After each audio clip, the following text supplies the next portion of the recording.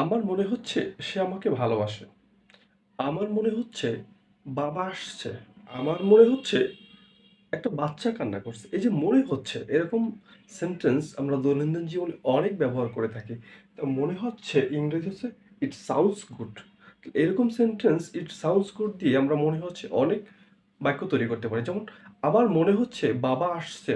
It sounds good father is coming অথবা my father is coming. আমার মনে হচ্ছে সে আমাকে ভালোবাসে।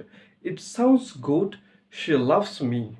আমার মনে হচ্ছে একটা বাচ্চা কান্না করছে। It sounds good a child is crying অথবা কেউ কান্না করছে। It sounds good someone is crying. এইভাবে আমরা মনে হচ্ছে দিয়ে শত শত ইংরেজি আমরা দৈনন্দিন জীবনে ব্যবহার করে থাকি এবং ইট সাউন্ডস গুড দিয়ে আমরা সেটা প্র্যাকটিস করবো ইনশাল্লাহ।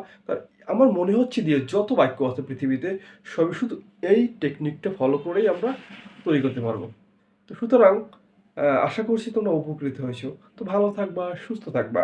আবার দেখা হবে খুব গুরুত্বপূর্ণ ক্লাস নিয়ে। আল্লাহ হাফেজ।